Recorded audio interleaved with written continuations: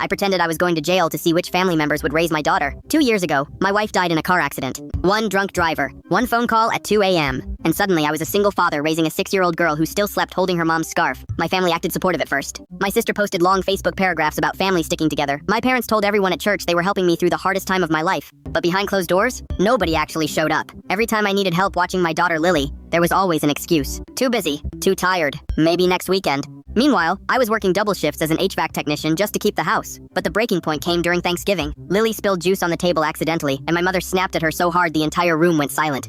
Maybe if your father actually disciplined you, you wouldn't act like this. Lily looked down and whispered, "Sorry." That night, driving home, she asked me something that destroyed me. "Daddy, if something happens to you, who's gonna want me?" That question stayed in my head for weeks, so I decided to find out the truth. Not about who loved me, about who loved my daughter. I told my family I was under investigation at work after an expensive equipment accident. Then a week later, I escalated it. I said the company was pressing charges for negligence, and there was a real chance I could serve 6 months in county jail. The reactions came instantly. My older brother said letting Lily stay with him wouldn't be good for his boys right now. His wife claimed their house was already too crowded. My parents offered to take Lily temporarily, but only if I signed over my wife's life insurance money for expenses. Then my Aunt Karen asked the question that made my stomach turn. "If you do go to jail, have you considered putting her in foster care until you're stable again?" Foster care. For a little girl who still cried herself to sleep some nights. That same week, my next-door neighbor Maria started helping without even asking. She picked Lily up from school when I worked late. Her teenage son helped Lily with homework. One night, Maria brought over homemade soup and quietly said, "Your daughter shouldn't feel scared right now." Then Lily's teacher called me after school one afternoon. "She's been anxious lately," she said gently.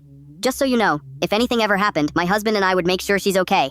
That hit me harder than anything my own family said. Complete strangers were offering my daughter more security than blood relatives. So after a month, I ended the test. I invited everyone to my house on Sunday. Nobody looked concerned. Honestly, they looked annoyed. My dad immediately asked, "So what's happening with the charges?" I took a breath. "There are no charges." Silence. "I was never going to jail." My sister blinked. "What?" "I made the whole thing up," I said, "because I wanted to know who would protect Lily if I couldn't." The room exploded. "That's insane." "That's manipulation. You embarrassed this family."